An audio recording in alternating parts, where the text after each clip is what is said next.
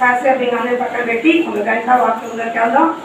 మొట్టమొదటి సేవ కూడికి వచ్చినటువంటి స్త్రీలైన మీకు అందరికీ వందనాలు.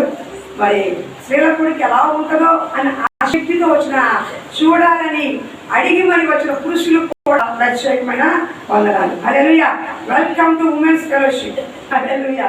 స్తోత్రం. మత్తయి సువార్త ఈరోజు ధ్యాన వాక్యంగా మత్తయి సువార్త 1వ అధ్యాయము 3:6 తర్వాత 18 చూడండి. నేను చదువుతాను. ఒకటి నేను చదువుతానండి. అబ్రహాము కుమారుడు దావీదు కుమారుడు యేసు క్రీస్తు వంశావళి.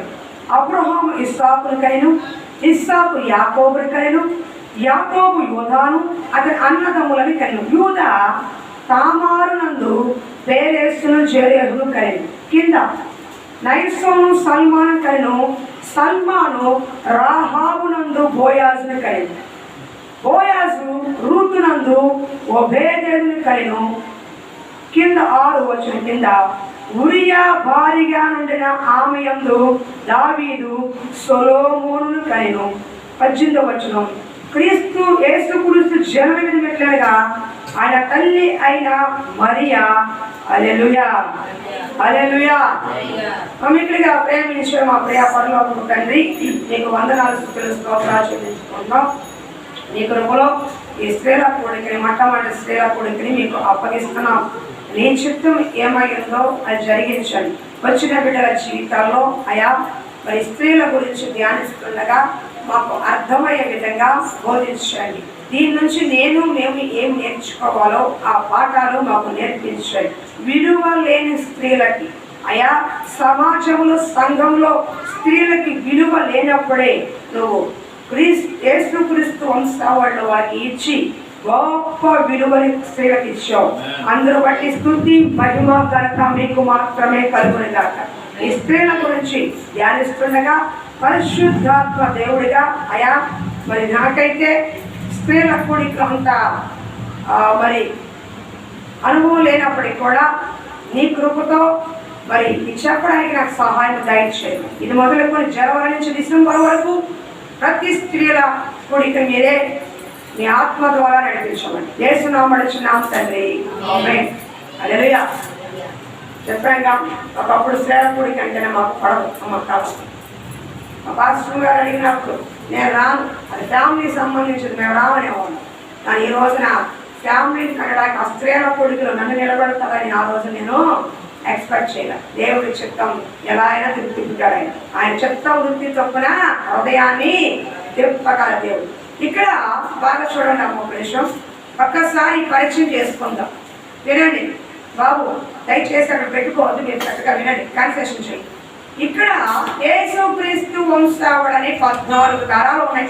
కింద వరకు కూడా చాలా మంది వాక్యాలు చదవరు, బైబిల్ చదువుతారు కానీ వీళ్ళకన్నారు వాళ్ళకన్నారు. ఇది ఒక వంశావళి.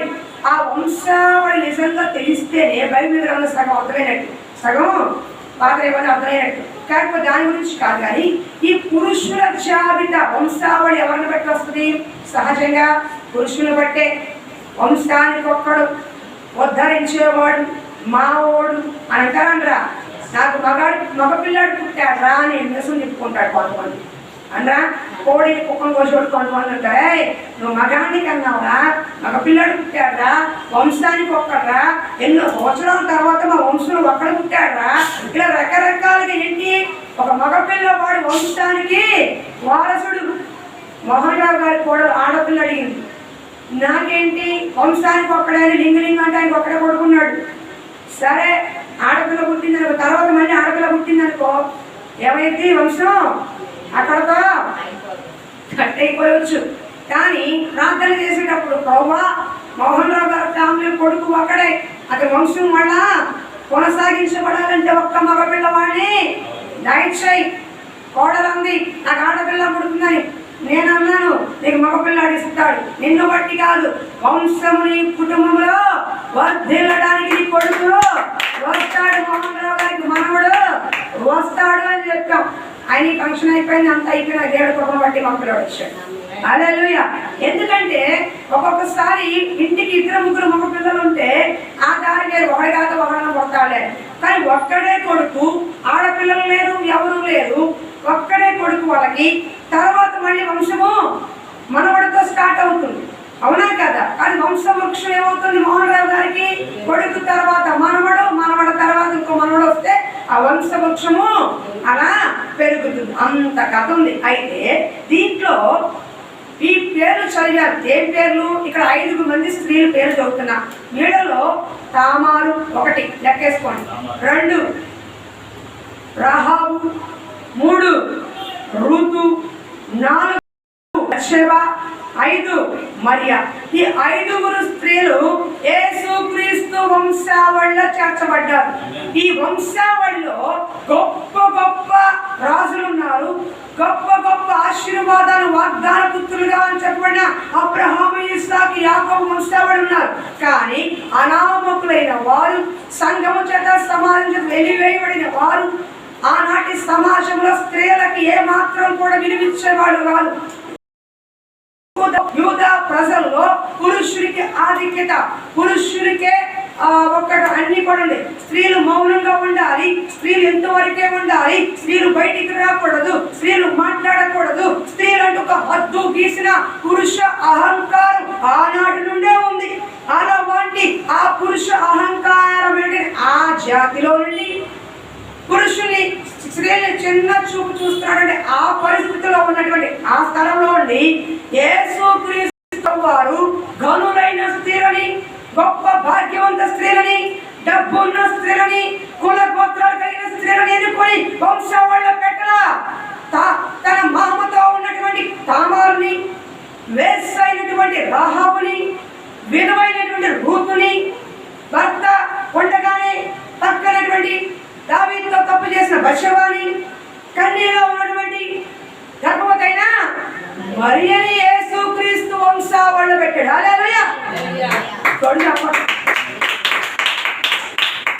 మీకు అర్థమవుతుందా? లోకము ఎవరైనా స్త్రీలను గౌరవించాలంటే మంచి వారిని నిలుస్తుంది, గొప్ప వారిని నిలుస్తుంది, అగ్రకుల వారిని నిలుస్తుంది, డబ్బున్న వారిని పిలుస్తుంది. సరే, అవన్నీ పక్కన పెడితే ఒక మంచి కుటుంబ స్త్రీ పిలుస్తారు.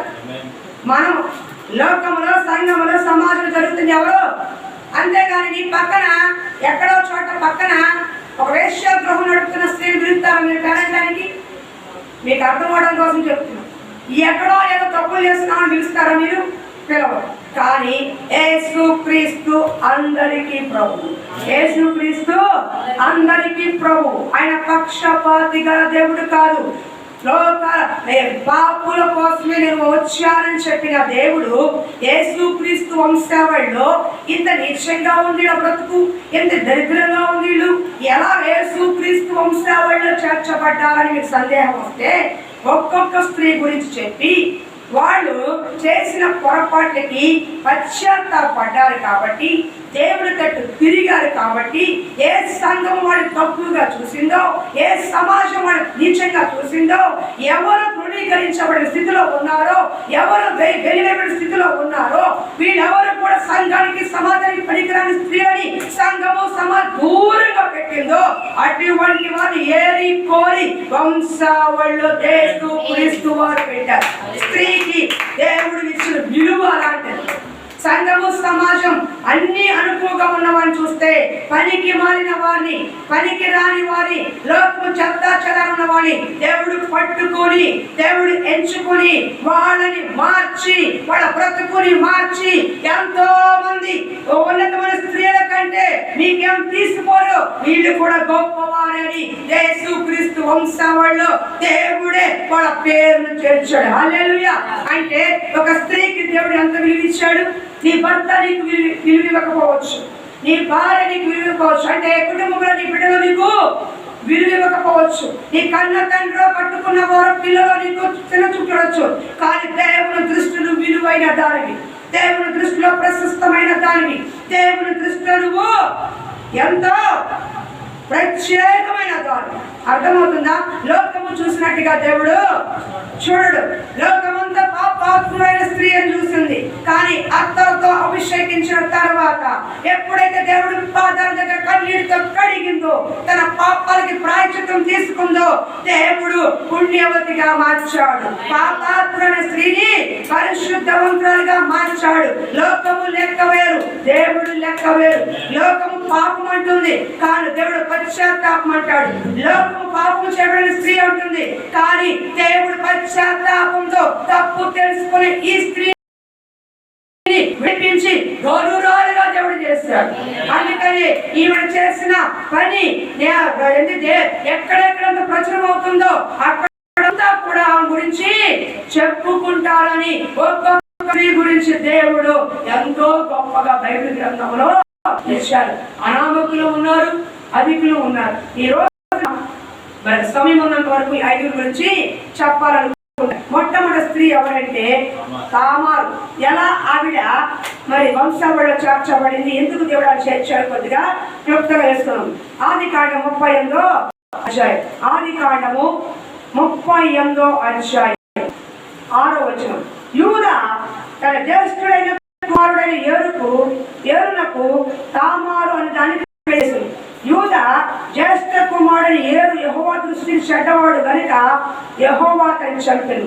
అప్పుడు యూదా ఓనానుతో, నీ అన్న భార్య వద్దకు వెళ్ళి మరిద ధర్మం జరిగించి నీ అన్నకు సంతానం కలగజేయమని చెప్పాను. ఓనాను ఆ సంతానం తనది కాదని ఎరిగి ఆమెతో పోయినప్పుడు తన అన్నకు సంతానం కలగజేయకున్నట్లు తన రేతస్సు నేల విడిచెను. అతను చేసినది యెహోవా దృష్టికి చెడ్డది కనుక ఆయన కూడా అతన్ని చంపెను. హల్లెలూయా. ఇక్కడ తామారు గురించి ఒక్కొక్కటి దించే ముందు, తామారు యూదా ఎవరంటే తామారు మామ. ఎవరు? తామారుకి మామ అవుతాడు. అయితే తామారు యేసుక్రీస్తు ఎలా చేర్చబడడానికి తామారు జీవితాన్ని పరిశీలిస్తే, తన పెద్ద కుమారుడికి జ్యేష్ఠ కుమారుడికి తామారు చేశాడయా. నేను తర్వాత యూట్యూబ్ రాసుకుంది కానీ శ్రద్ధ పోతుంది. అయితే తామారు పెళ్లి చేశాడు. కొంతకాలం కాపురం చేసిన తర్వాత ఏరును చాలా భయంకర చెడ్డవాడు. ఆ రోజున దేవుడు ధర్మశాస్త్రం ఉండేది. తప్పు చేసావా లేపేడివే, ఇలా కృపాకాలం అలా కాలం లేదు. తప్పు చేసేవా అంత కొట్టి నేను లేపేసే ధర్మశాస్త్రం ఆ రోజున వచ్చింది. అయితే తామారు భర్త యెహోవా దృష్టికి బహు చెడ్డవాడు. చెడ్డ క్రియలు చేసినందువల్ల దేవుడు అతని మొత్తి లేపేశాడు.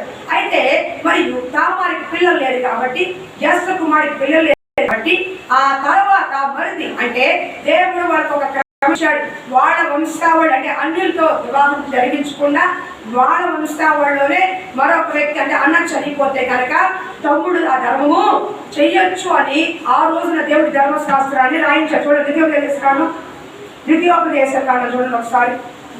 27వ అధ్యాయం 5-6 వచనాలు. ఆ రోజు దేవుడు పెట్టిన క్రమం ఒకసారి చెప్తున్నా. ద్వితీయోపదేశ కాండము 25వ అధ్యాయము 5-6 వచనాలు.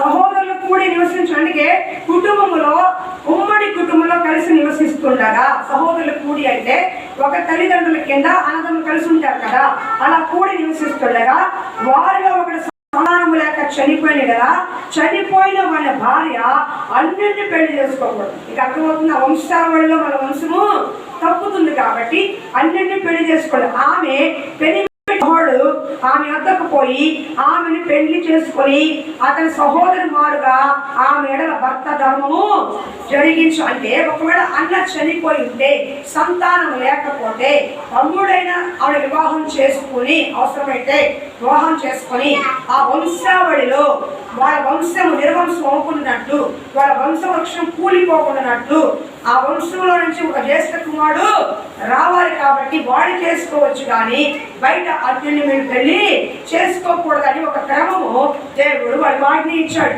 కాబట్టి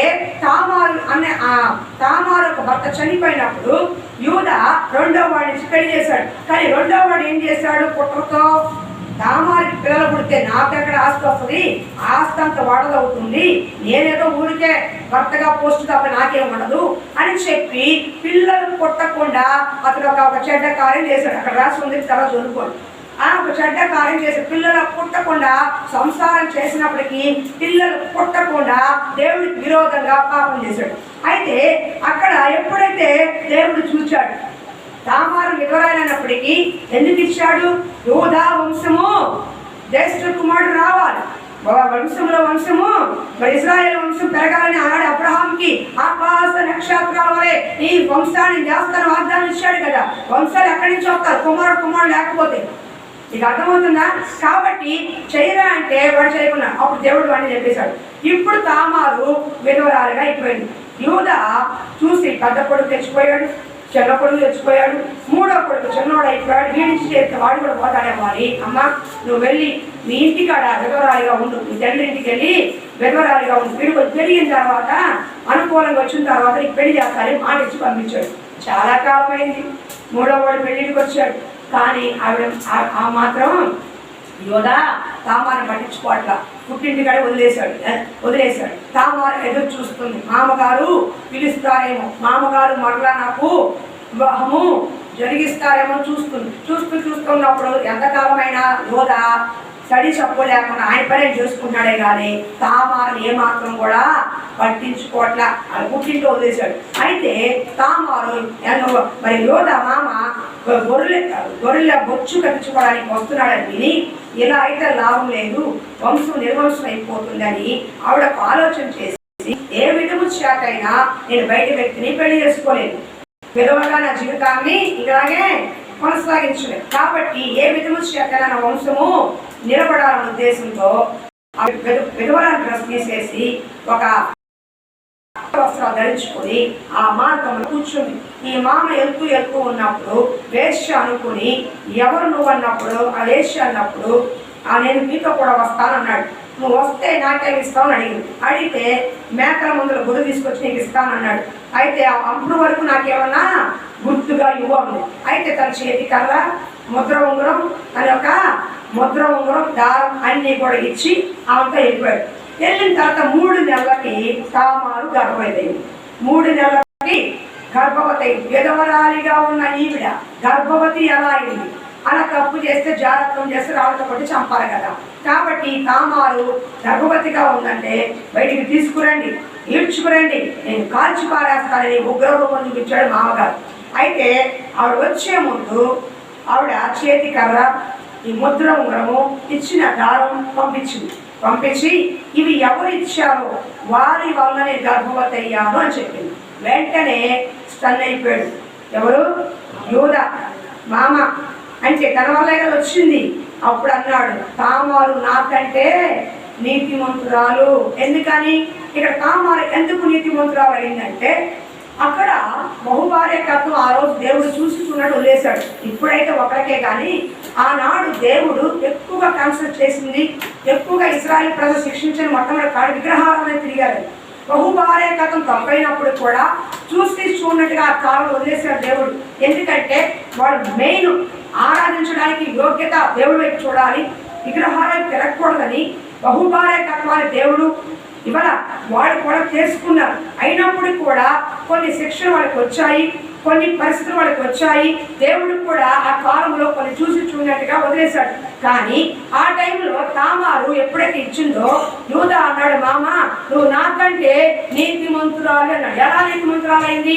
తన యవ్వన ప్రాయంలో ఉండి వైవిధ్యం స్వీకరించింది. తనకి అవకాశం ఉంటే అన్నింటి పెళ్లి చేసుకోవచ్చు, తన వంశంలో నుంచి పక్కకి వెళ్ళిపోవచ్చు, లేదా పరపురుషుడు తప్పు చేయొచ్చు. కానీ తన యవ్వన వయసుని తన యవ్వన ప్రాయాన్ని ఎక్కడా కూడా తప్పులు జరగకుండా తన వంశావళిలోనే తన జాతిలో వారే తన ఇంట్లో వారే తనతో అంటే వాళ్ళని పెళ్లి చేసుకోవాలని ఒక తీర్మానంతో ఒక వైరాగ్యంతో తామారు నిలబడింది. ఎలా నిలబడింది? ఆ టైంలో అక్కడ ఆ రోజుల్లో వీళ్ళే బహుభార్యకత్వం అంటే మరి ఆడవాళ్ళు ఎంత లక్ష్మిడిగా ఉండేవాళ్ళు. కానీ ఆ సమయంలో కూడా తను నీతి తప్పకుండా అంటే మామగారు అంటే మా ఇంటిలో మా వంశావళిలోనే నా బిడ్డ పుట్టాలి, ఏ అన్యుడి దగ్గర కానీ ఏ పరపురుషుడి దగ్గర కానీ నేను నా శరీరాన్ని ఇవ్వకూడదని తనకు తానుగా నియమం పెట్టుకొని తన మామగారితో ఆనాడు తను చేసిన ఆ సాంగత్యాన్ని బట్టి వాళ్ళిద్దరికీ పిల్లలు పుట్టారు. అప్పుడు ఆ వంశావళి మళ్ళా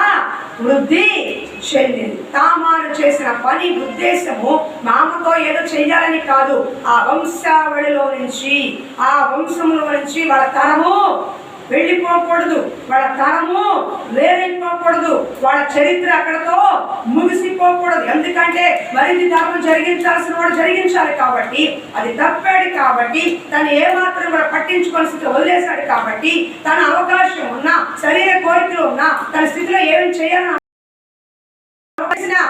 ఎవరు అడగకపోయినా సరే తన నీతిగా బ్రతికి తన ఎదురు చూస్తూ అంతకాలం ఉండి తన కుటుంబస్తులతో తన ఇదితో చేసిందే కానీ ఎక్కడా కూడా పొరపాటు చేయలేదు. అందుకనే ఆ తర్వాత కాలంలో దేవుడు తామారుని వంశావళిలో చేర్చాడు. ఎప్పుడు అవకాశం ఉండి అన్యుని చేసుకుని తన వంశానికి ఏమాత్రం లెక్కలేని తనకు వెళ్ళిపోవాల్సినంత పరిస్థితిలో ఉన్నప్పుడు కూడా తన నీతికి నిలబడి తన వంశావళిలోనే ఆనాటి చట్ట ప్రకారం దేవుడిచ్చిన ఆజ్ఞ ప్రకారం ఆ కుటుంబంలోనే నిలబడి తను చేసుకుంది కాబట్టి, పెళ్లి చేసుకుంది కాబట్టి, వివాహం చేసుకుంది కాబట్టి, ఆ తరంలో తను చేసిన దానికి తామారికి దేవుడు వంశావళిలో చోటిచ్చాడు. ఎందుకంటే ఈ రోజున చాలా మంది ఆనాడే కాదు ఈనాడు కూడా చాలా మంది పొరపాట్లు చేసేవాళ్ళు ఉన్నారు.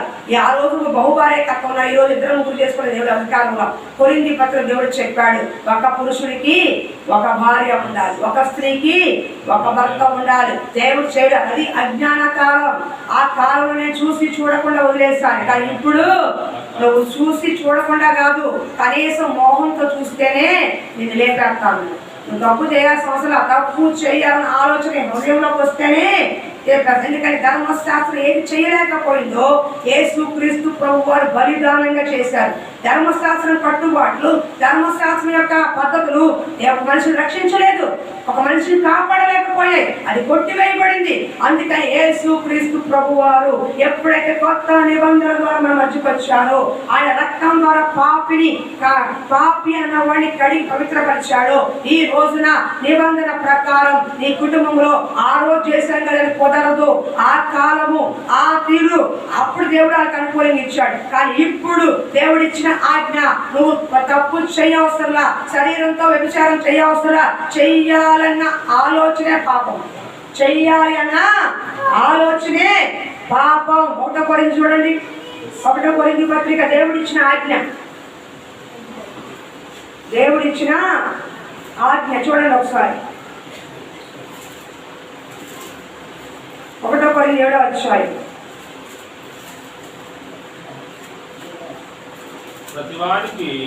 ప్రతివానికి సొంత భార్య ఉండవలెను, ప్రతి స్త్రీకి సొంత భర్త ఉండవలెను, భర్త భార్యకును అలాగునే భార్య భర్తకును వారి వారి ధర్మములు. వినండి, భర్తకే గాని భార్యకు తన దేహం పైన అధికారం లేదు, అలాగున భార్యకే గాని భర్తకు తన దేహం పైన అధికారము లేదు. ఆనాడంటే అజ్ఞాన కాలంలో దేవుడు చూసినట్టు ఇజ్రాయేల్ వంశావళి, ఇజ్రాయేల్ ఆకాశ నక్షత్రం వలె విస్తరించినట్టు చేసిన వాగ్దానాన్ని బట్టి ఒకవేళ దేవుడు అవకాశం వారికి ఇచ్చాడేమో. కానీ కొత్త నిబంధన యేసుక్రీస్తు ప్రభు వారు ఎప్పుడైతే పాపిని రక్షించడానికి లోకానికి వచ్చాడో, ఆయన రాసిన నిబంధన, ఆయన రాసినటువంటి ఆజ్ఞ ఏంటి? నీకు నీ సొంత భార్య ఉండాలి, నీకు నీ సొంత భర్త ఉండాలి. పక్కన వాళ్ళ భార్యని మన భార్య, పక్కన వాళ్ళ భర్తని మన భర్తలు అనుకునే అధికారం నీకు లేదు. రెండోది, నీ దేహం పైన నీ భార్యకి అధికారం, పక్కన వాళ్ళకి కాదు. నీ భార్య దేహం పైన నీ భర్తకి అధికారము. ఇది క్రమము, దీని ప్రకారం ఈ రోజు మనము జీవించాలి. కానీ ఆనాడు ఆ దేవుడు చేసిన కట్టుబాట్లకి, ఆ క్రమానికి, ఆ పద్ధతికి తామారు దేవుని దృష్టిలో అవకాశం ఉన్నా, ఎక్కడికన్నా వెళ్ళిపోయి చేసుకునే అవకాశం ఉన్నా, నీతిగా తన యవ్వన ప్రాయం కోరికను చంపుకొని తన వంశావళి కోసం నిలబడిందే తప్ప తప్పు చేయాలనో, పొరపాటు చేయాలనో, వ్యభిచారం చేయాలనో మోహంతో వెళ్ళిపోయిన స్త్రీ కాదు. తను నిలబడింది కాబట్టి యూదా వంశావళి అది చరిత్రలోకి వచ్చింది. హల్లెలూయా. అందుకే యూదాను ఏమన్నాడు? యూదాని బట్టి, యూదా తామారు నందు రసగలేదా? యూదా చదివాడా? చదువు సరిగ్గా చెప్తుంది. మధ్యశ్వరు చదువు త్వరగా ఆ ఒక్క మాట చదువు. యూదా నందు తామారు పుట్టారా లేదా చూడండి పిల్లలు, అది కూడా రాశాడు. హల్లెలూయా. కాబట్టి తామారు ఒక వైవిధ్యంగా తను వినడమ్మా. తామారు భర్తను కోల్పోయిన స్త్రీ. ఎవరు? ఒక విధవరాలు, యవ్వన ప్రాయంలోని విధవరాలిగా మారిన స్త్రీ తామారు. ఆ రోజుల్లో స్త్రీలకి విలువ లేదు. భర్తతో కాపురం చేసేవాడికి ఆ రోజుల్లో స్త్రీలకి విలువ లేదు. అలాంటి విధవరాల కంటే ఒక మూల ఒక వస్తువులా కూర్చోబెడతాం తప్ప వాడికి ఏమాత్రం అవకాశము లేదు. బయటకు వచ్చిన పొద్దున్న వీళ్ళు వచ్చారేంటి, పొద్దున్న మొహం చూస్తాం ఏంటి, పొద్దున్న వీళ్ళు వచ్చారేంటి అని అంటారా?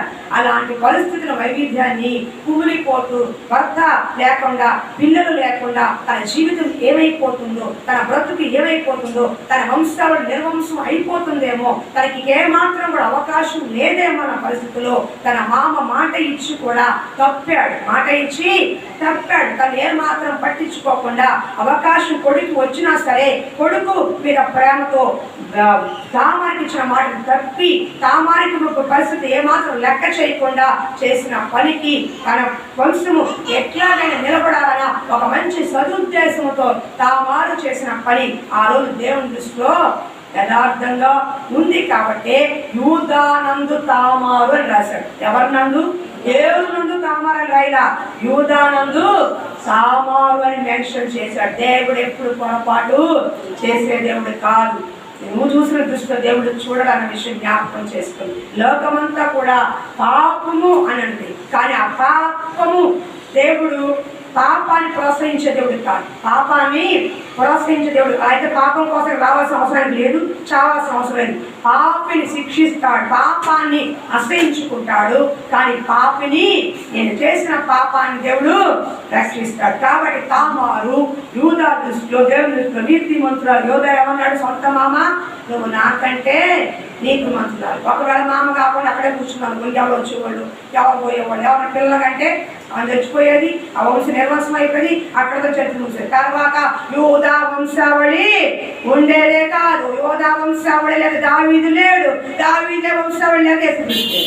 ఈ చరిత్ర అంతా తామారునందు స్టార్ట్ అయ్యింది. అది దేవుడి ప్రణాళికలో ఉంది కాబట్టి తామారునందు. ఆ తర్వాత ఎప్పుడు కూడా తామారు పొరపాటు చేయలేదు. ఆమెను పెళ్లి చేసుకుని పిల్లల పట్టు తన జీవితాన్ని అలాగా ముగించేసుకుని పెద్ద చేసుకుని. అందుకే లోకం దృష్టిలో తామారు విలువలేదుగా, విధవరాలుగా, అనామకురాలుగా అశ్రయించుకున్న ఆ జాతిలో నుంచే, ఆ బురదలో నుంచే దేవుడు కలుగు పూలాగా ఆవిడ పేరు యేసు క్రీస్తు వంశావళిలో యూదానందు తామారు ఈ పిల్లలకి అన్నాడు అని రాశాడు. అర్థమైందా? దాని వెనకాల ఎంతో దేవుని ప్రణాళిక, దేవుని చిత్తం, దేవునికి ఏర్పాటు ఉంది. అదే రెండో వ్యక్తి కొత్తగా రాహాబు. త్వరగా రాహాబు, యెహోషువ. రెండో వ్యక్తి ఎవరు? యెహోషువ గ్రంథం 2వ అధ్యాయం. త్వరగా చూడండి, నేను ముందుకు వెళ్తాను. రాహాబు ఇంకా వివరంగా చెప్పుకోవడానికి చాలా ఉంది. ఒక్కొక్క వ్యక్తి గురించి ఒక గంట చెప్పుకోవచ్చు. కానీ ఇప్పుడున్న సమయాన్ని బట్టి నేను ఉన్న మెయిన్ పాయింట్స్ చెప్తున్నాను. ఇంకా రానున్న స్త్రీలకు కూడా అవకాశం ఉంది కాబట్టి తర్వాత మళ్ళా రిపీట్ వచ్చినప్పుడు ఒక్కొక్కరి మనము తీరిగ్గా ధ్యానించుకుందాం. రాహాబు చూడండి ఒకసారి. రాహాబు యెహోషువ గ్రంథం 2వ అధ్యాయం. త్వరగా తీయండి అమ్మా. చదువు అమ్మ. 2వ వచనం చదువు. 2వ వచనం చదువు అమ్మా. కాదమ్మా, చదువు చదువు. నూనె కుమారుడైన యెహోషువ వేగులు వారైన ఇతర మనుషులను పిలిపించి మీరు పోయి ఆ దేశమును ముఖ్యముగా ఎరుకోల్చుడని వారితో చెప్పి షిత్తీము నుండి వారు వెళ్ళి రాహాబు ఒక వేశ్య ఇంట చేరి అక్కడ దిగగా. 4వ వచనం. 5 మనుషులు తోడుకుని వారిని దాచిపెట్టి ఆ మనిషి నా ఇద్దరికి వచ్చిన మాట నిజమే, వారు ఎక్కడి వచ్చిన ఎరగని చీకటి పడుచుండగా కాపాడమ్మా.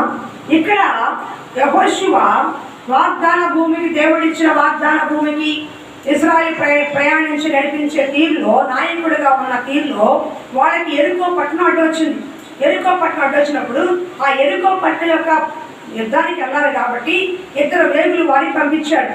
ఒకవేళ ఇద్దరికి రాజులు ఎవరి మీద యుద్ధానికి వెళ్ళాలంటే ఎవరో ఒకరిని ఆ దేశ పరిస్థితులను తెలుసుకోకుండా ఆ దేశంలో ఉన్న ఇప్పుడు ఫర్ ఎగ్జాంపుల్ చైనాతో యుద్ధం అనుకోండి, భారతదేశం చైనాతో యుద్ధం అనగానే యుద్ధానికి వెళ్ళిపోతామా? వాళ్ళ దగ్గర ఏమున్నాయో, ఏ సామాగ్రి ఉన్నాయో, మనకంటే బలమైన ఆయుధాలు ఏమున్నాయో, మనం ఒకటి ఎత్తే వాడు 4 ఎత్తే మనం ఎక్కడ లేచిపోతాం. వాళ్ళ దగ్గర వైరస్లు ఎక్కువ ఉన్నాయి బాంబుల కంటే. వైరస్లు లేకపోతారు బాంబులు అవసరం వాళ్ళకి. అయితే ఇలాంటి భయంకరమైన స్థితిని మనం ఎదుర్కోగలమా? చైనాతో యుద్ధం చేస్తే మన భారతదేశం తట్టుకోగలుగుతుందా? వాళ్ళ దగ్గర ఉన్న ఆయుధాలు ఎలా ఉన్నాయి, మన దగ్గర ఆయుధాలు ఎట్లా ఉన్నాయి, వాళ్ళు ఏమైనా బలప్రయోగం చేస్తే మనం తట్టుకోగలమా అని ఒక్కసారి వెళ్ళి పరిశీలించే వాళ్ళు ఉంటారు, వెళ్ళి చూసేవాళ్ళు ఉంటారు, రహస్యంగా తెలుసుకునే వాళ్ళు ఉంటారు, ఏజెంట్లు ఉంటారు, గూఢాచారులు ఉంటారు. ఎంతమంది ద్వారా తెలుసుకుంటేనే యుద్ధాన్ని ప్రకటించవచ్చా లేదా నోరు మూసుకుని ఇంట్లో వచ్చా అని ఒక ఐడియా అవుతుంది. అంతేగాని మేము 100 కోట్ల జనాభా ఎక్కడతాం అనుకుంటే అది 10 మంది చాలు. ఏముంది, కొంచెం నోట్లో వైరస్ చేశారనుకో, ఏజ్ రక్తం వేసి. ఇప్పటికే ఎయిర్పోర్ట్లో చాలా మంది అమెరికా గురించి సెర్చింగ్ జరుగుతుంది. ఎవరెవరైనా విదేశాల నుంచి వస్తున్నారో బాబు, ఆగడరా బాబు అని. అవునా కదా? ఎందుకని యుద్ధంలో బాంబు పెడితే ఈ పేట వరకు బాంబులు లేచిపోతారు, కానీ వైరస్ వెళ్ళిన ప్రతి ఓడికి అంటుకుంటూ వెళ్ళిపోతుంది. ఇడు దుబాయ్ వెళ్ళిన అంటుకుంటుంది, చైనా వెళ్ళిన అంటుకుంటుంది, విజయవాడ వెళ్ళిన అంటుకుంటుంది, ఆడపడచ్చు అనుకుంటుంది. వైరస్ మొత్తాన్ని అంటుకట్టుకుని వెళ్ళిపోతుంది. అది భయంకర. యుద్ధం కంటే అణుబాంబు కంటే వైరస్ బాగా భయంకరమైంది. కాబట్టి ఎరుకపట్నానికి వెళ్ళినప్పుడు యుద్ధానికి వెళ్ళిపోవడంలా ఇద్దరు వేగులు వారిని గూఢచారి పంపించాడు యెహోషువ. తెలివిగా వెళ్ళు, ఆ పట్టణంకి వెళ్ళి అది ఎలాంటిదో, ఏముందో, వాడి దగ్గర ఏమున్నాయో, అసలు ఎంత జనాభా ఉన్నారో, వాడి కెపాసిటీ ఏంటో చూసిరాపో అని ఇద్దరు రహస్య గూఢచారి పంపించాడు. వీళ్ళు వెళుతూనే ఆ ఎరుకో పట్టణం ఎత్తైన ఇల్లు కట్టుకొని ఉన్న ఒక ఆవిడ ఇంటికి వెళ్ళారు. ఆ ఇంట్లో ఎవరుంటున్నారు? రాహాబు అనే వేశ్య. దర్శనం చేశారో లేదా వేశ్య అని? రాహాబు అనే వేశ్య. అక్కడికి వేశ్య ఇంటికి ఎందుకు వెళ్ళారు వీళ్ళు? ఎవరిని ఇంటికి వెళ్ళారనుకో, ఫ్యామిలీ ఇంటికి. వీళ్ళు కొత్తగా వచ్చిన వాళ్ళు కనిపెట్టేస్తారు కదా, కొత్తగా వచ్చిన వారు కనిపెట్టేస్తారు. కానీ వేశ్య గృహం కొన్నటువంటి పద్ధతి ఏంటంటే, ఏ విడుడు అనేవాడు మంచివాడో చెడ్డవాడో కొత్తవాడో పాతవాడో ఎవరైనా వచ్చిపోతూ ఉంటారు ఇంటికి. సహజంగా వేశ్య ఇంటికంటే ఎవరైనా సరే పాతవాళ్ళు కొత్తవాళ్ళు వేశ్యగృహం నుంచి బయటికి వస్తూ పోతూ ఉంటారు. అదే కదా వేశ్యగృహం అంటే. అలాగే వీళ్ళు ఎక్కడికి వెళ్ళారు? ఆ వేశ్య ఉన్న ఇంటికి వెళ్ళారు. ఎందుకని? వేగులు వారని తెలియదు కాబట్టి. ఆ ఇంటికి వెళ్తే ఎవరైనా ఏమనుకుంటారు? రాహాబు అని వేశ్య దగ్గరికి వెళ్ళారు వీళ్ళు, అంతేగాని వేగులు వారని అనుకోరు. నీకు అర్థమవుతుందా? రాహాబు అని వేశ్య ఇంటికి వెళ్ళారు. ఎందుకంటే ఇంటికి ఎవరో పోతారు ఇల్లు కాబట్టి వీళ్ళు కూడా పని లోపల ఇద్దరు వెళ్ళిపోయారు. ఎవరో ఇద్దరు మగాడు వెళ్ళిపోయారని అనుకుంటారు. అనుకుంటారు కాబట్టి తెలివి ఎక్కడికి వెళ్ళారు? రాహాబు అని వేశ్య ఇంటికి వెళ్ళారు. అర్థమవుతుందా? నిజంగా వేశ్య గృహాలు బహు భయంకరమైనవి. వాటి గురించి ఇప్పుడు నేను చెప్పే టైం అయిపోతుంది. కానీ ఆ రెడ్లెట్ ఏరియా, కలకత్తా, రకరకాలుగా ఈ టీవీ చూస్తుంటే, టీవీలో కానీ ఇప్పుడు సినిమాలు చూస్తుంటాము, బహు భయంకరమైనది. 10 రోజుల్లో 18 రోగాలు చచ్చిపోతారు. అంత భయంకరమైన ప్లేస్. నిజంగా అటువంటి ప్లేసులకి చాలామంది వేశ్య గృహాలు చిరచూపు వస్తున్నారు. కానీ ఆ వేశ్య గృహాలు అందరూ వేశ్యులు అయి ఉన్నారండి. నిజంగా పడుకూతులు చేసేవాళ్ళు ఉంటారు, నిజంగా ఉద్యోగాలు చెప్పి మాయమాటలు చెప్పి అమ్మేసేవాళ్ళు ఉంటారు, ప్రేమించాను ప్రాణం ఎత్తానని చెప్పి ప్రేమించడం మోసం చేసి తీసుకెళ్ళి అమ్మేసేవాళ్ళు ఉన్నారు, ఉద్యోగాలు ఎక్కడ దుబాయ్ తీసుకెళ్తాను లక్షలకు దొబ్బేసుకున్నారు. ఎన్నో రకాలుగా మోసపోయిన వాళ్ళే ఆ వేశ్య గృహాలు మగ్గిపోతున్నారు. ఒళ్ళు ఏదంటారు, ఒళ్ళు కొవ్వెక్కి అక్కడ ఎవరో లేరు, చేసే పరిస్థితి లేక, తట్టుకోలేక చీకటి కొట్లో పెట్టి నువ్వు మాట వినకపోతే 10 రోజులు అన్నం పెట్టారంట, మాట వినకపోతే కొడత కొట్టి కొట్టి చంపేస్తారంట, మాట వినకపోతే కారం పెట్టి దెబ్బల దగ్గర భయంకరంగా స్థితి పెట్టి ఆ అమ్మాయి మాట వినే వరకు, దానికి ఒప్పుకునే వరకు ఎన్ని చిత్రహింస చేయాలో అన్ని చిత్రహింస చేసే ఏకైక ప్రదేశం వేశ్యవాడిక. ఒకటి మనసు నలిగిపోద్ది, శరీరం నలిగిపోద్ది, అవమానం, బాధ, కృంగి అమ్మని గుర్తొస్తారు, అబ్బవ గుర్తొస్తారు, ఆస్తుపలు గుర్తొస్తాయి, ప్రేమించడం గుర్తొస్తారు. ఎవడో కనపడ్డారు చీకటి కొట్టులోకి వెళ్ళిపోతే శవంతో బయటికి రావడమే. అటువంటి భయంకరమైన ప్రదేశమే వేశ్యాగృహాలు. అటువంటి వేశ్యాగృహాల గురించి మీరు కూడా ప్రార్థన చేయండి. వినిపించబడాలి ప్రార్థన మనం ఏం చేస్తాం అయితే ఈవిడెవరు వేశ్య ఇంటికి వెళ్ళంగానే సహజంగా అప్పటికే వేగులు వారు వచ్చారని తెలిసిపోయింది. ఆ కోటలో ఉన్న రాజుగారికి తెలిసిపోయింది. రాహాబు ఇంటికి వచ్చారు. వచ్చి మీ ఇంటికి ఎవరు వేగులు వారు వచ్చారంటగా అన్నాడు. అంటే ఎవరు వచ్చారు? కొత్త వాళ్ళు ఎవరు రాలేదే, మా ఇంటికి ఎవరు రాలేదని రాహాబు దాచిపెట్టి సంగతి ఏం చేసింది? బాగా వినండి. సంగతి ఏం చేసింది?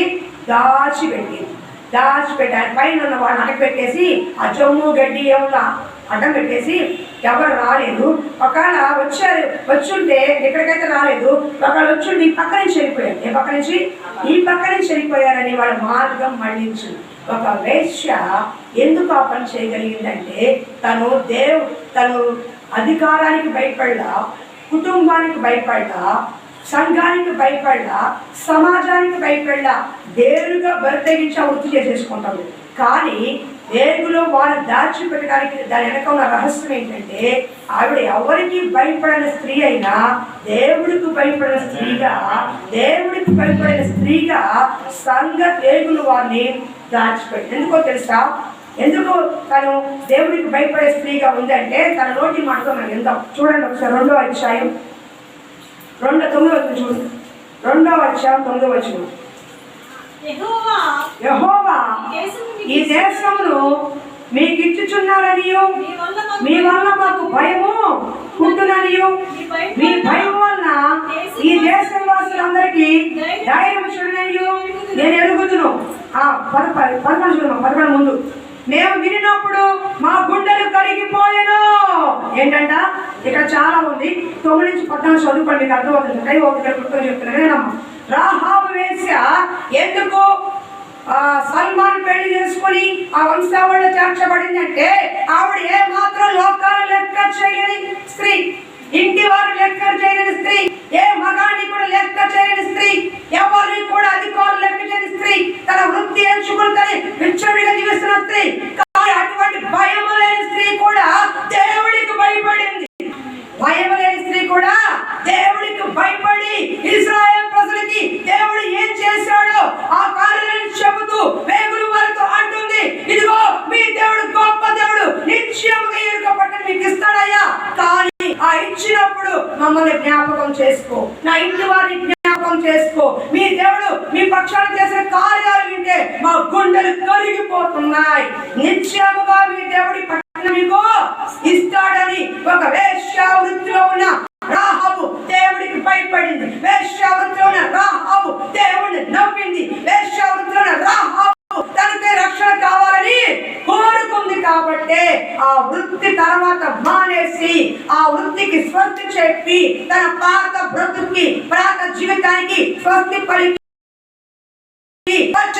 పడి తన నలిగింది శరీరమే కానీ ఆత్మ కాదు. దేవుడికి కావాల్సింది నీ శరీరం కాదు, ఆత్మ. కాబట్టి ఎప్పుడైతే ఆత్మని పరిశుద్ధపరచుకుందో, శరీరాన్ని పరిశుద్ధపరచుకుందో, సల్మాన్ వివాహం చేసుకొని పరిశుద్ధవంతురాలుగా మార్చబడి ఆత్మని పరిశుద్ధురాలుగా చేయగలవా ఏకైక దేవుడు యేసుక్రీస్తు ప్రభువు మాత్రమే. వేశ్య ఈ పక్క నుంచి నడిచి వెళ్తుంటే ఆవిడ నీ తెలుసా వదినా, తెలుసా అక్క, నీ తెలుసా అని ఊరంతా మీరు చాటుతారు. కానీ యేసుక్రీస్తు ప్రభువు వారు అటువంటి ఆడది నడుచుకుంటూ వెళ్తే ఎప్పుడు ఇవి మారుతుంది, ఎప్పుడు నా వైపు తిరుగుతుంది, ఎప్పుడు ఈమెకు రక్షణ ఇవ్వాలి, ఎప్పుడు తన పాపాన్ని ఒప్పుకుందని ఎదురు చూస్తూ ఉంటాడు. పాపం చేసిన ప్రతి ఒక్కరిని లేపాలంటే మనిషి భూమి మీద ఎవడో అర్థమవుతుందా? మేము ప్రతి వ్రతము అనుకుని కార్పొరేట్ సంస్థలతో అడ్డమైన పనులు చేసుకునే వాళ్ళకంటే బహిరంగంగా తిరుగుతునే చాలా మంది చూస్తూ ఉంటాం కదా, సినిమాలో సినిమాల్లో ఎక్కడ చూస్తానే ఉంటాం. ఎలా ఏం జరుగుతుంది మీరు చెప్పవస్తారా? మీకు తెలుసు. కంటే వీళ్ళు ఏం చేస్తారు? పబ్లిక్ గా ఒప్పుకుంటారు. కానీ వాళ్ళు పరిశుద్ధ బాయ్ ఇటు బాయ్ ఇటు లేరా, బయట లేరా, అందరూ మనకు అనవసరం ఉన్నారా లేదా? మరి వాళ్ళకని పెట్టలేదా? ఈ పబ్లిక్ ఒప్పుకుంటుంది. మేమా అదేంటి, ఆయన ఎవరు, నేను ఎప్పుడు చూడలేదే, అమాయకంగా మొహం పెడతారు, మాయకంగా మొహం పెడతారు. వాళ్ళకంటే వీళ్ళు దేవుడికి కావాల్సిన హృదయం. ప్రభువా నేను చితికిపోయాను, నేను నలిగిపోయాను, కలిసిపోయాను, నా శరీరం విడిగా అయిపోయింది, కానీ ఇప్పుడైనా నన్ను కాపాడు, ఇప్పుడైనా నన్ను రక్షించు అని ఎలుగెత్తి రాహాబు ఏడ్చుంది. అందుకని దేవుడు ఆ పాపాన్ని తీసేసి ఆమెను పవిత్రపరిచి మరలా ఆమెకి రక్షణ అనుగ్రహించాడు. ఆమెకే కాదు, రాహాబు కోరుకుంది, తానొక్కటే కాదు, నా ఇంటి వారు, నా తల్లిదండ్రులు, నా అన్నదమ్ములు కూడా రక్షించబడాలని కోరుకుంది. ఎర్రని దారం కిటికీ కట్టుకొని గుర్తుగా ఎరుకోపట్నంతో అగ్నితో కాల్చబడిన రాహాబు ఇంటి వారు కిటికీలోంచి బయటకు దింపారు వేగుల వారు. ఎందుకని? వేగుల వారిని రక్షించింది కాబట్టి. రాహాబు దగ్గర నేర్చుకోవాల్సిన నీతి ఏంటో తెలుసా? తన వేశ్య వృత్తిలో ఉన్నా, ఏ స్థితిలో ఉన్నా, లోకానికి భయపడకపోయినా దేవుడికి భయపడదు. ఈ రోజున భర్తకు భయపడరు. స్త్రీలై మీదే చెప్తున్నా, ఎంత స్త్రీలు ఉన్నారు కాబట్టి. సంఘానికి శిరస్సు అలాగో మీకున్నటువంటి భర్తకు లోపడకపోతే దేవుడికి కూడా నువ్వు లోపడినట్టే. భర్తను గౌరవించకపోతే దేవుడిని కూడా నువ్వు గౌరవించినట్టే.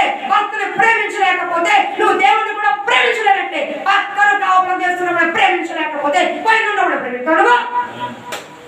పక్కన కాపురం చేస్తున్న భర్తనే నువ్వు భార్యని ప్రేమించలేకపోతే పైన దేవుడిని ప్రేమిస్తావా? అబద్ధం. ఇది క్రైస్తవ స్త్రీకి చేస్తున్న బోధ. అన్ని విషయాలు పక్కన పెట్టు. క్రైస్తవ స్త్రీకి చేస్తున్న బోధ. మంచివాడు, ఎంచివాడు, పిచ్చివాడు, ఎలాంటి వాడు నువ్వు గౌరవం ఇవ్వాల్సిందే. బైబిల్ లెక్క వేరు, నీ లెక్క వేరు. నీ లెక్కలో భర్త ఎటువంటి వాడు, ఆయనకి ఈడేంటి ఈలేడు. భర్తకు ఉండదు, సేవకులు ఉండదు, ఎవరు ఉండదు విలువ. ఎవరికి ఎత్తాలి విలువ? దేవుడికి ఎత్తావా? ఈ చెత్త ప్రార్థన తీసుకొస్తాడు, చెత్త కూడా పడదు దేవుడు. ప్రార్థన వచ్చి ప్రభువులు ప్రార్థన చేస్తే చెత్త కుప్పలోకి వెళ్ళిపోతుంది ఈ ప్రార్థన. ఎందుకో తెలుసా? దేవుడి క్రమము. సంఘానికి శిరస్సుగా ఉన్న దేవుడిని మనం గౌరవించాలి. సంఘానికి బోధిస్తున్న, సంఘానికి ప్రతినిధిగా ఉన్న సేవకులు మనము గౌరవించాలి. నీ కుటుంబానికి ఏలుబడి చేస్తూ యజమానిగా ఉంటూ సంసార ధర్మాన్ని, కుటుంబ పోషణని, ఒక ఒంటిని ఇంటిని కాపాడుతున్న నీ భర్తకు నువ్వు లోబడి తీరాల్సిందే. అలా లోబడలేకపోతే నువ్వు క్రీస్తుకు కూడా లోబడనంటే. ఒక వేశ్య వృత్తిలో ఉన్న ఆవిడ దేవుడికి భయపడితే తెల్లారైతే 33 ప్రార్థన చేస్తారు, 66 పాటలు పాడతారు. తెల్లారైతే అసలు ఒకరొకరు పిలుస్తారు, లెక్కలే రే రే రే అని పిలుస్తారు మగాడు. అసలు లెక్కదనం ఉండదు. బ్యాగ్ ఉంది, చేతిలో పక్కన ఆయన ఉన్నాడు, చేతిలో బ్యాగ్ ఉంది, పక్కన మూడు ఉన్నాడు, పక్కన గొడుగు ఉంది, పక్కన మూడు ఉన్నాడు, చేతిలో సంచి ఉంది, పక్కన మూడు ఉన్నాడు. ఏంటంటే అంతేకాని నా భర్త అని పరిచయం చేసే గౌరవం లేదు.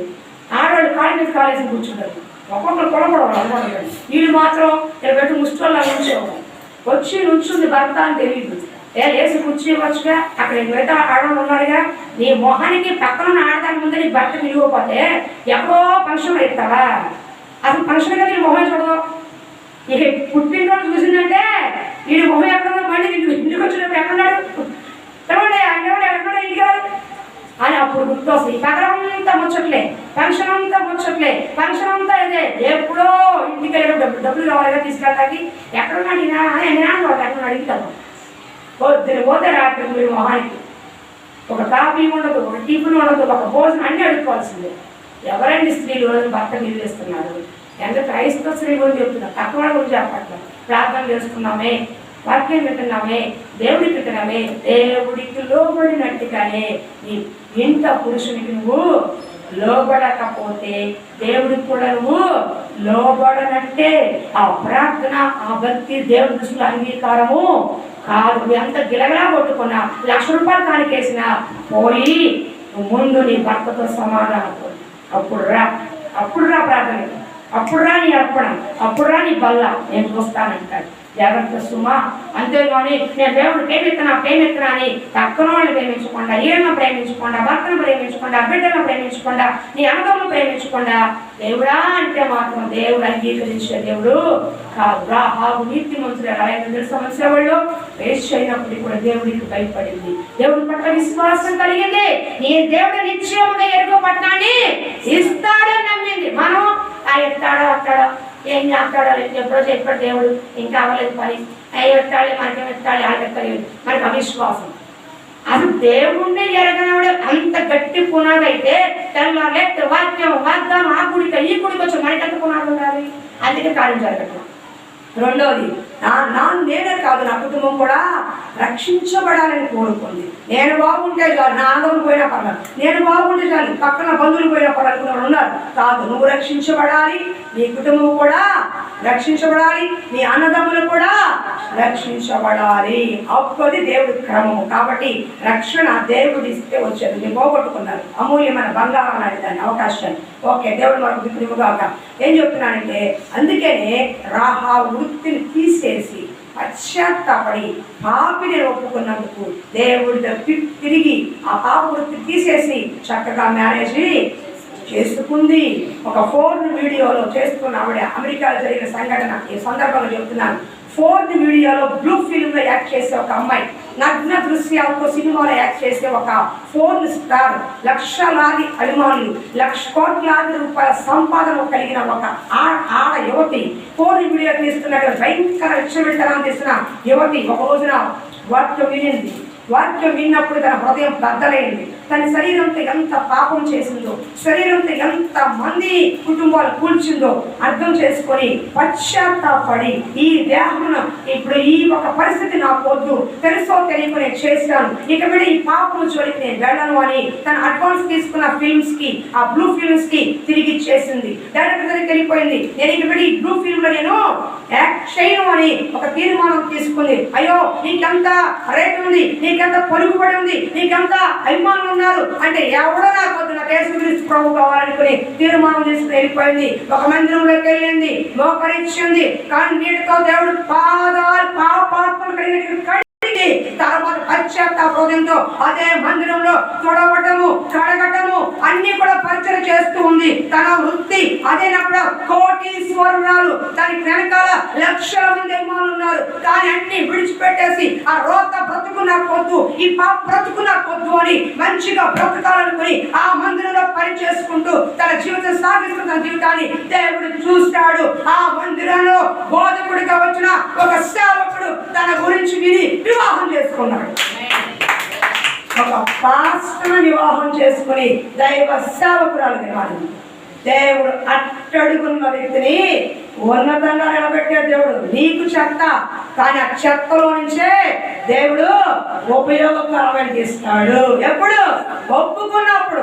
నేను నీతిమంతురాని, నేను పరిశుద్ధవంతురాని, పక్కన కన్నెత్తి కూడా చూడను, పక్కన కూడా చూడను, ఆడలాగా నేను లేను, దానిలాగా నేను లేను, దీనిలాగా నేను లేను. నీకు నువ్వు ఇచ్చుకున్నంత కాలం కాదు.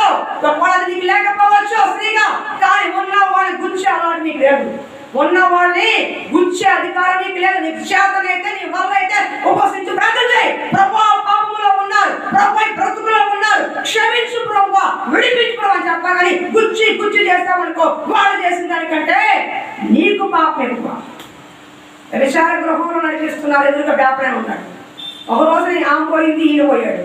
స్వర్గానికి వెళ్ళారంట. వ్యభిచారం గృహం నడిపిస్తున్న ఆవిడేమో స్వర్గంలో ఉంది, వ్యాపనైనా నరకంలో ఉన్నాడంట. ఏందయ్యా అంటే, నువ్వు ఎదురుగా ఉండి ఆవిడ చేస్తున్నారు 100 సార్లు చెప్పి, ఆవిడ చేసిన 4 సార్లే, కానీ నువ్వు 100 సార్లు చెప్పావు. అందుకు చెప్పిన దానికి పాపం ఎక్కువ కాబట్టి నువ్వు నరకన్నాడంట. చేసిన దానికని చెప్పుకున్న దానికి పాపం ఎక్కువ. నీకు శాంతనైతే ప్రార్థన చేయి, ఆ పాపం నుండి విడిపించు, ఆ సంబంధం నుండి విడిపించాలి. ఉపవాసం నుండి దేవుడు పాదాలు పట్టుకోవాలి. కానీ గుచ్చి ఇలా నేను చేస్తున్నా, నేనేంటో తెలుసా, అది ఎప్పుడు కూడా స్వనీతి పనికి రాదు. కాబట్టి రాహాబు ఎందుకు చేర్చబడింది? సల్మాన్ పెళ్లి చేసుకుంది. రాహాబు పుట్టింది ఎవరు తెలుసా? బోయాజు లాంటి ఆణిముత్యం పుట్టాడు. బోయాజు రూతుని పెళ్లి చేసుకున్నాడు. రూతు తరంలోనే దావీదు కన్నాడు. దావీదు తరంలో యేసుక్రీస్తు పుట్టాడు. చూసావా? అసలు యేసుక్రీస్తు వంశావళి అసలు అద్భుతంగా ఉంటుందండి బాబోయ్ అనిపిస్తుంది చదివితే, సరిగ్గా అర్థం చేసుకుంటే. 3వ వ్యక్తి సారీ అమ్మాయి ఆగింది చూడండి కొద్దిగా వీడియో, ఎక్కడికి వెళ్ళిపోవాలి. 3 రూతు త్వరగా ముగించేస్తాను, ఇంకా 10 నిమిషాలు ముగించేస్తాను.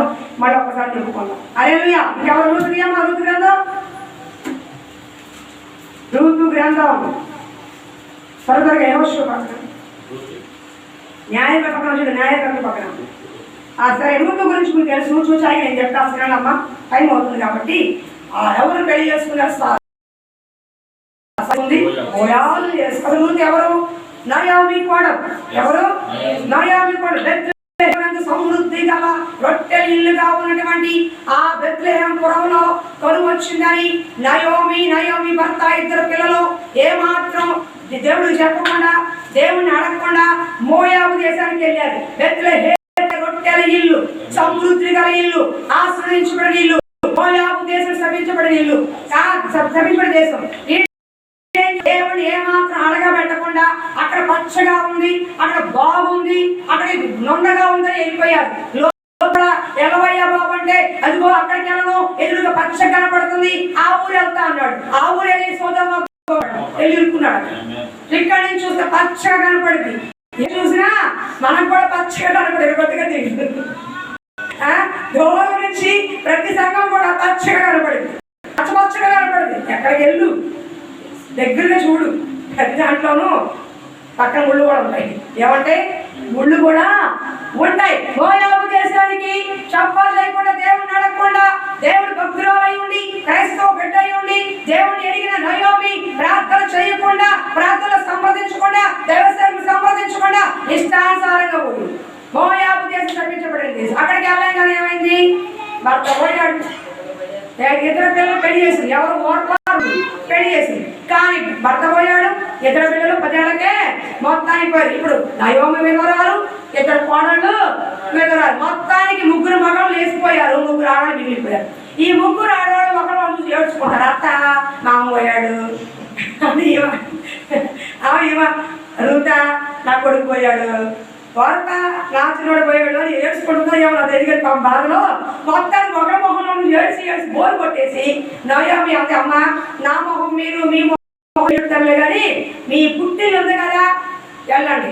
ఒకటి గుర్తుపెట్టుకోండి, స్త్రీ ధర్మము 2 రకాలు. ఒకటి పెళ్లి కాకముందు స్త్రీ తల్లిదండ్రుల సంరక్షణలో ఉండాలి.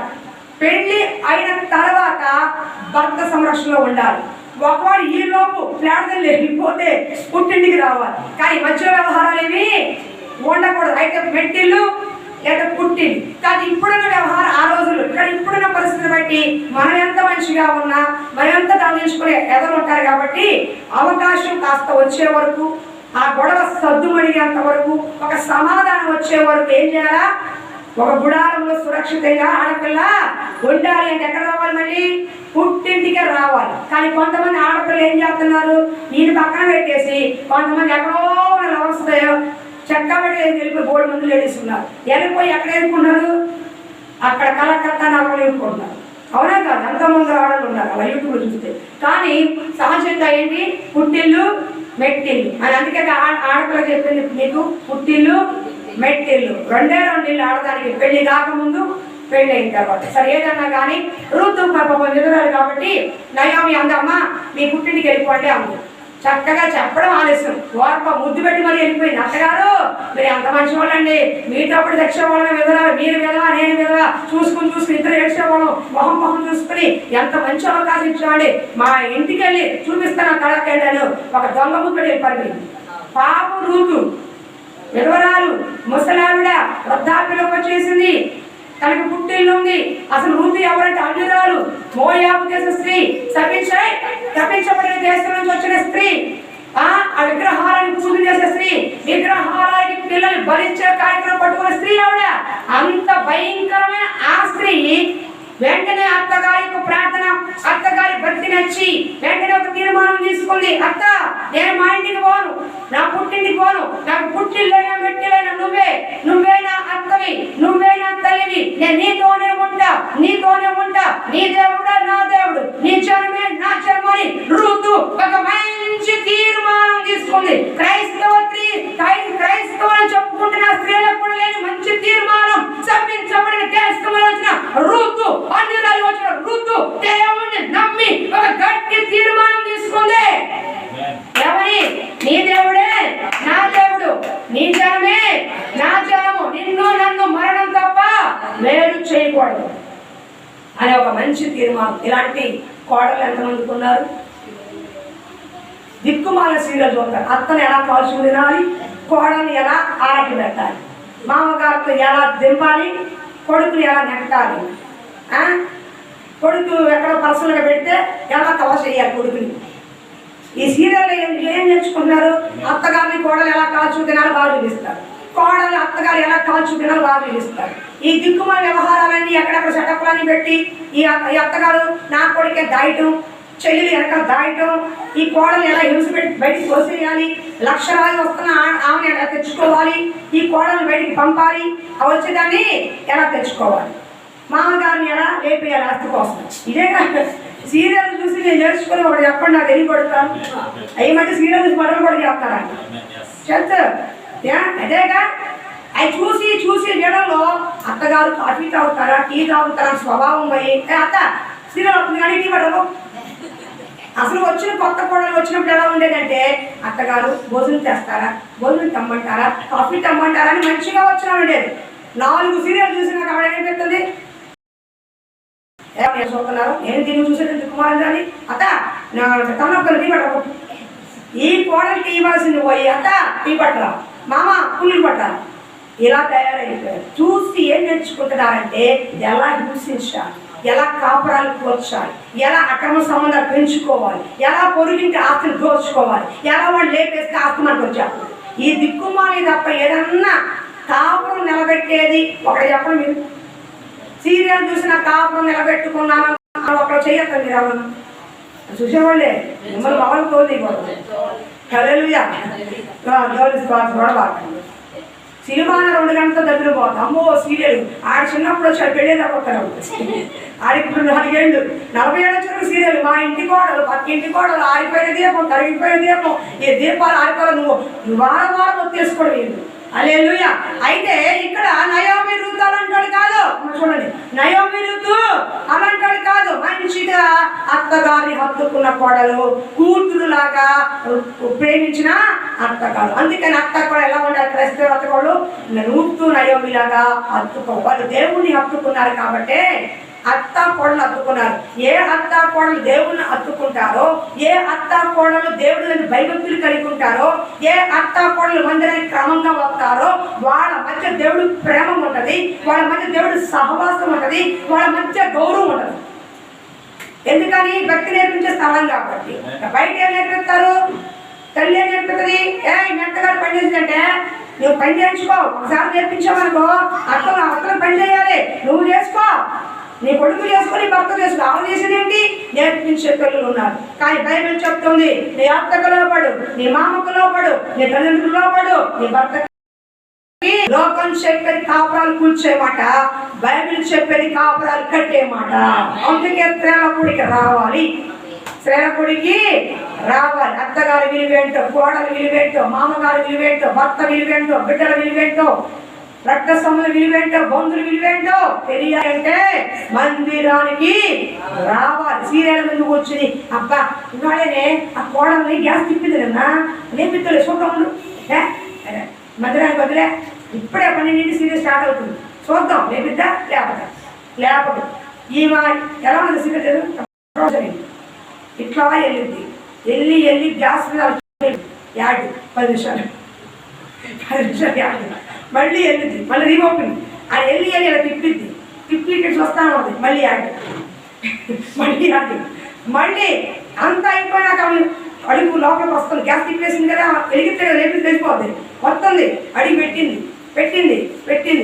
రేపు రేపు ఈ 10 నిమిషాలు దానికి అంట్లు పోయే, బట్టలు పోయే, భర్త పోయే, తిండి పోయే, తెప్పలు పోయే, అన్నీ పోయే. కాబట్టి ఎలా ఉండే రూతు అత్తగారిని హత్తుకుంది. రెండోది రూతు భర్త చనిపోయినా సరే వేరొక పొలంలోకి వెళ్ళకుండా ఓయాసు పొలంలోనే ఏరుకుంది. అంటే ఏ వేరొక పరపురుషుల దగ్గరికి వెళ్ళకుండా యవ్వన ప్రాయంలో ఉన్నటువంటి రూతు తన కోరికలకి ఎక్కడా కూడా ఎక్కడ పడితే అక్కడ ఎవరు పడితే వాళ్ళు లేదా ఏదో ఒకటి చేసిన ఎక్కడ పడితే అక్కడ శరీర సమయం పెట్టుకోకుండా తన యవ్వన ప్రాయంలో రూతు తల్లిగా ఉన్న నయోమిని హత్తుకుని దేవుణ్ణి బట్టి భయభక్తులు కలిగి బోయాజు పొలంలో కష్టపడి ఏరుకోవడానికి వచ్చింది. కష్టపడి అంతమంది మగాళ్ళ మధ్య కన్నెత్తి కూడా చూడకుండా ఎవరిని పలకరించకుండా తను పనేంట తను చేసుకుని వెళ్ళిపోయేది. ఇప్పుడు ఒక ఉద్యోగంలో పెడితే చాలు అమ్మాయి అమాయకంగా కనపడుతుంది. మా అమ్మాయికి ఏం తెలియదు అంటారు. 4 రోజులు చూడు అబ్బాయి నువ్వు కూడా పట్టుకోలేదు. ఎందుకని ఆ చుట్టుపక్కల నేర్పించేస్తారు. ఉద్యోగంలో పెడతాం అనేసి ఒక అమ్మాయి కొత్తగా వచ్చిన అనుకోవడం అసలు తనకు తెలియదు నిజంగానే. కానీ ఎలా మాట్లాడాలో, ఎలా డ్రెస్సింగ్ చేయాలో, ఎలా హెయిర్ తీయాలో, ఎలా పీకాలో, ఎలా కటింగ్ చేయాలో, ఎలా తిప్పాలో